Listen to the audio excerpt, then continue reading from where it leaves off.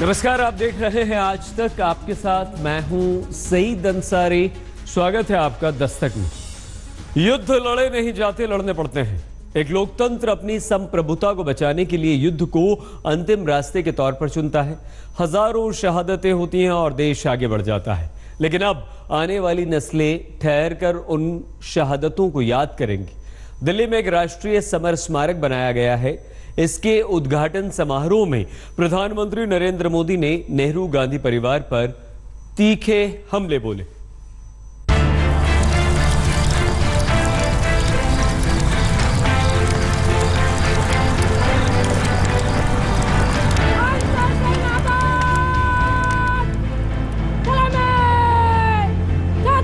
जब आपकी ओत निधान बने अधीरण में तब जूझ मरो। बल अहयाउ वलाकिन ला तशकुरून। सदक़ल्लाहुल अज़ीम। In the name of the Father, the Son, and the Holy Spirit. हतो वा प्राप्स्यति स्वर्गं जित्वा वा भोक्ष्यसे महिम् तस्मादुत्तिष्ठ कौन्तेय युद्धाय कृतनिश्चयः। ओम शांति।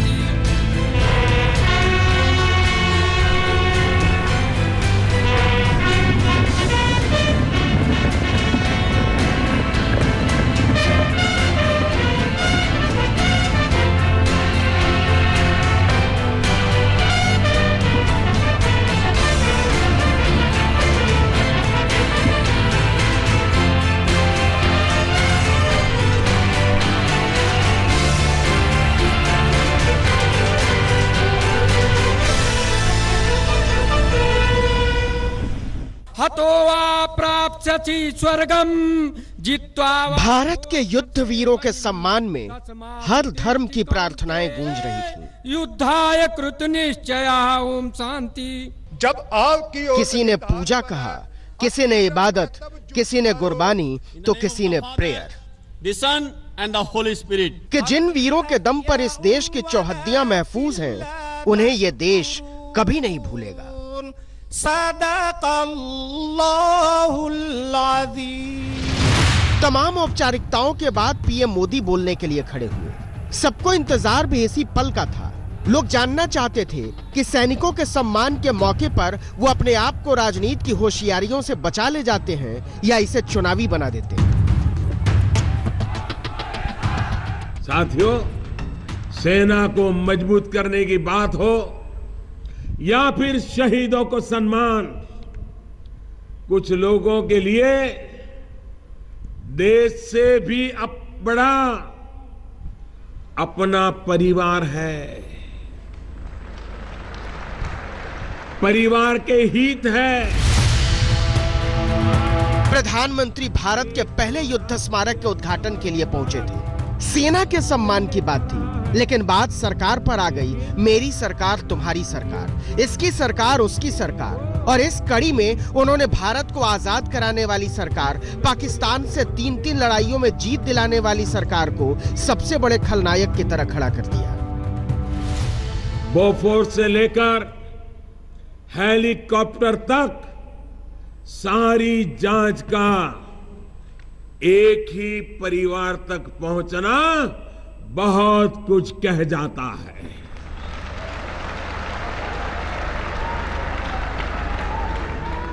अब यही लोग पूरी ताकत लगा रहे हैं कि भारत में राफेल विमान आ ही ना सके। श्रीमती निर्मला। चारों तरफ सेना के जवान, भूतपूर्व जवान, दलगत भावना से ऊपर एक सैन्य कार्यक्रम और इंडिया गेट के सुरम्य वातावरण में घोर सियासत की बातें। इसी सोच के कारण साथियों, साल 2009 में सेना ने 1,86,000 बुलेट प्रूफ जैकेट की मांग की थी। 2009 से लेकर 2014 तक 5 साल बीत गए, लेकिन सेना के लिए बुलेट प्रूफ जैकेट नहीं खरीदी गई। ये हमारी ही सरकार है जिसने बीते 4.5 वर्षों में 2,30,000 से ज्यादा बुलेट प्रूफ जैकेट खरीदे। कांग्रेस बेफर पड़ी। आखिर पीएम मोदी ने पाकिस्तान के 2 टुकड़े कर देने वाली इंदिरा गांधी की कामयाबी से लेकर लाल बहादुर शास्त्री की लाहौर के दरवाजे तक पहुंच जाने की कामयाबी को एक सिरे से राजनीति के आपराधिक आचरण के लिफाफे में बंद कर दिया था। प्रधानमंत्री जी को सिर्फ बाकियों के घोटाले याद आते हैं, अपने घोटाले की बात नहीं करते। और जो उनका घोटाला है वो तो 10 गुना है बाकी सबसे। कांग्रेस बीजेपी का झगड़ा बता रहा है कि मौका कुछ भी हो, उसका इस्तेमाल चुनावी ही होना है। 2019 के आम चुनाव की घोषणा अब एक औपचारिकता से ज्यादा कुछ नहीं। युद्ध स्मारक पर जारी प्रधानमंत्री के राजनीतिक तीरों के बीच जम्मू कश्मीर में वीरता का एक अलग उद्घोष चल रहा था। डिप्टी एसपी अमन ठाकुर की शहादत से उठा हुआ इनकलाब आसमान में सुराख कर रहा था। इतवार को जैश के 3 आतंकियों को ढेर करने वाले जम्मू कश्मीर पुलिस के डीएसपी अमन ठाकुर को शहादत देनी पड़ी थी। जम्मू की तस्वीर हो या दिल्ली की, स्मारक तो दोनों ही है। कितना अच्छा होता अगर वोट के लिए तड़पती हुई राजनीति की जमातें सेना को अपनी सियासत से किनारे रख देती, मेरी सरकार या तेरी सरकार की लड़ाई से बख्श देती। आज तक ब्यूरो। इधर युद्ध में भारत की शक्ति की मीनार खड़ी हुई तो उधर पाकिस्तान के तेवर बदल गए। इमरान खान ने कहा कि उन्हें स्थिति को संभालने के लिए एक मौका और चाहिए। तो आखिर ऐसा क्या हुआ कि 7 दिन के अंदर पाकिस्तान को अपनी भाषा भी बदलनी पड़ी और भावना भी।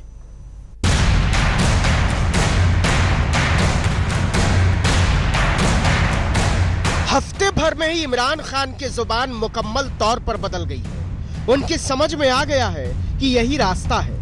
उनकी समझ में आ गया है कि पाकिस्तान जो सोचता है और जो उसकी ताकत है उसमें आसमान और जमीन का फर्क है। वरना उन्होंने क्या नहीं कहा था। अगर आप ये समझते हैं कि आप पाकिस्तान के ऊपर कुछ किसी किस्म का हमला करेंगे, पाकिस्तान रिटेलिएट करने का सोचेगा नहीं, पाकिस्तान रिटेलिएट करेगा। 7 दिन पहले जब पाकिस्तान के प्रधान ये बोल रहे थे तब भी उन्हें पता था कि वो झूठ बोल रहे हैं। अपने मुल्क के माली हालात और जरूरतों के खिलाफ बोल रहे हैं, लेकिन गरजती हुई जुबान पाकिस्तान के हुक्मरान की मजबूरी बन गई थी। हमने चूड़ियां नहीं पहनी हुई। हमारे लिए पाकिस्तान जिंदगी है, पाकिस्तान मौत है। अगर किसी ने पाकिस्तान की तरफ मैली आंख से देखा तो वो आंखें निकाल दी जाएंगी। पाकिस्तान के टीवी चैनलों से लेकर अखबारों और इश्तिहारों तक भारत उन्माद के नारों में तब्दील हो चुका था। पहले तो भारत बर्दाश्त करता रहा कि पाकिस्तान समझ जाएगा। भारत ने कहीं भी कभी भी युद्ध शब्द का इस्तेमाल नहीं किया। भारत ने सिर्फ अपनी सुरक्षा की बात की, लेकिन बर्दाश्त की हद एक दिन टूटनी थी और वो टूटी। इस बार सबका हिसाब होगा, हिसाब पूरा होगा। आतंकी फैक्ट्री पर ताला लगाने का काम भी अगर मेरे ही हिस्से लिखा है तो ऐसा ही सही। हम आतंक को कुचलना भी जानते हैं। ये नई रीति और नई नीति वाला भारत है। सच ये है कि इमरान खान के भड़काऊ बयान ने भारत के सब्र का इम्तिहान लिया, हमें मजबूर किया अपनी संप्रभुता के खिलाफ उठने वाली नजरों के सामने आईना रखने के लिए। और उन्होंने मुझे एक बात और भी बताई थी कि मोदी जी, मैं पठान का बच्चा हूं, मैं सच्चा बोलता हूं, सच्चा करता हूं। आज पाकिस्तान के प्रधानमंत्री की इन शब्दों को कसौटी पर कसने की जरूरत है। मैं देखता हूं वो अपने शब्दों पर खड़े उतरते हैं कि नहीं उतरते।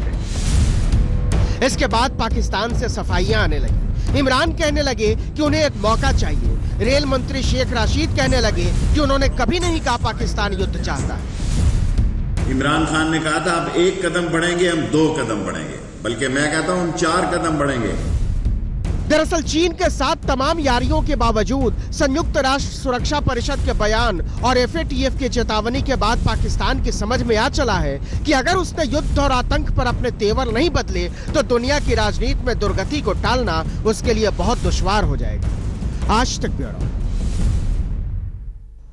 पाकिस्तान के साथ जब भी तनाव बढ़ता है, छद्म राष्ट्रवाद की गलियों में एक सवाल उठता है कि पहले अंदर के दुश्मनों का सफाया बहुत जरूरी है। इस सवाल से एक दूसरा सवाल निकलता है कि अंदर का दुश्मन आखिर है कौन। सतना चलिए। राम राज्य के नारे और राम राज्य के झंडों के बीच आदमखोर हो गई सोच ने 2 जुड़वा बच्चों को मार डाला है और कमलनाथ की पुलिस लाठी फटकारती रह गई है।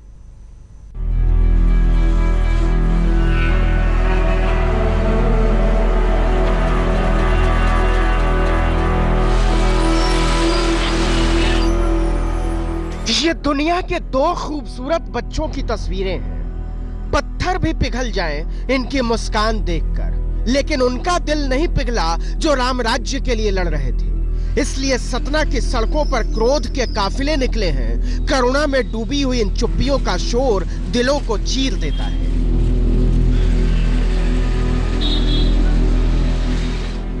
यह जुलूस मध्य प्रदेश में तबाह कानून व्यवस्था की मुनादी है।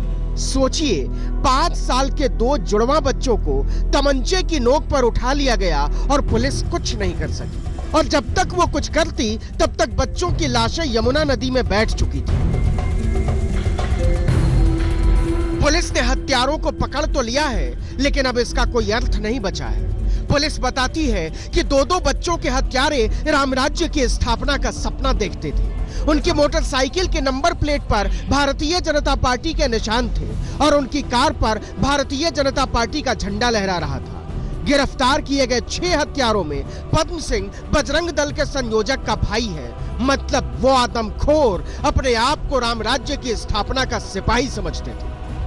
घटना का मास्टरमाइंड है पदम शुक्ला उर्फ राम करण शास्त्री, निवासी चित्रकूट सदगुरु आश्रम के सामने। इसका छोटा भाई विष्णुकांत उर्फ छोटू बजरंग दल का क्षेत्रीय संयोजक है। विष्णुकांत का तो कोई योगदान नहीं है उसमें। विष्णुकांत का कोई योगदान नहीं। सोचिए, राम राज्य की राजनीति की पताका लहराने वाले खिलाड़ियों ने 5-5 साल के 2 बच्चों को उनके स्कूल से उठा लिया था। 12 दिन तक घुमाते रहे, यहां से वहां, यूपी से एमपी, एमपी से यूपी। अनजान लोगों के फोन से फिरौती की कॉल करते रहे। 20 लाख रुपए माँ बाप से ले भी लिए। बच्चों से पूछा, पुलिस के सामने पहचान तो नहीं लोगे? बच्चों ने मासूमियत से कह दिया, जी अंकल। फिर तो राम राज्य के ध्वजारोहियों ने बच्चों की पीठ में पत्थर बांधे, उनके हाथ पैर लोहे की जंजीरों से बांध दिए और फिर नदी में फेंक दिया। अपहरण हुआ, नगर में हुआ, सरेआम हुआ, बस में से उतार के बच्चों को ले गए। उसके बाद भी हम बच्चों को ढूंढ नहीं पाए, अपहरणकर्ता को पकड़ नहीं पाए। वो बच्चे चित्रकूट में ही रखे गए। इंटेलिजेंस पूरी तरह फेल हो गया कि बच्चे कहाँ रखे थे। क्या चित्रकूट में बच्चे बचाए नहीं जा सकते थे? फिर पुलिस दावा करती रही कि सीमा सील है, लेकिन सीमा के बाहर भी बच्चे ले जाए गए और अपहरणकर्ता पकड़े नहीं गए। राज्य के गृह मंत्री को काट मार गया है। 2 राज्यों की सीमा के झगड़े में 2 बच्चों की जिंदगी को उत्तर प्रदेश और मध्य प्रदेश की पुलिस ने यमुना में फेंक दिया। 500 सिपाही राम राज्य के मुसाफिरों की खोज में लूडो खेलते रहे और तब तक खेलते रहे जब तक उन्होंने बच्चों को मौत की मंजिल पर नहीं पहुंचा दिया। जिन्होंने भी वो बच्चों का अपहरण किया था उनको तो अरेस्ट कर लिया गया है, लेकिन वो दुर्भाग्यपूर्ण घटना है और उसको हम ये सुरक्षित बच्चों को नहीं प्राप्त कर पाए हैं। इसका दुख और खेद हमको भी है। क्या बोलते गृह मंत्री? बच्चों की यमुना में तैरती हुई लाशों ने हिंदुस्तान के हर माँ बाप की नींद उड़ा दी है। बाकायदा विधानसभा में लिखकर बताया है गृह मंत्री ने। 17 दिसंबर को कमलनाथ ने मुख्यमंत्री की शपथ ली थी। 15 दिसंबर से बैठक करने लगे थे। आंकड़े देखिए 21 जनवरी तक का। 39 दिनों में 410 बलात्कार, 179 हत्याएं, 1683 महिला उत्पीड़न के मामले। एक बार फिर से बारी बारी से तीनों तस्वीरों को देखिए। मुस्कुराते हुए बच्चे, पीठ से पत्थर बंधी हुई नदी से मिली लाशें और राम राज्य की लहराती हुई पताकाएं। क्या सोच रहे हैं? यही ना कि क्या करेंगे उस राम राज्य का, उस पुलिस का या उस राजनीति का जिसके दम पर नाचने वाले हमारे बच्चों के आदमखोर हो गए। रवीश पाल सिंह, सतना, आज तक। दस्तक में आज के लिए बस इतना ही। अपना बहुत ख्याल रखिएगा, देखते रहिए। लेटेस्ट खबरों के लिए यूं ही देखते रहिए आज तक, और इस वीडियो के पसंद आने पर लाइक, शेयर एंड सब्सक्राइब करना ना भूलें।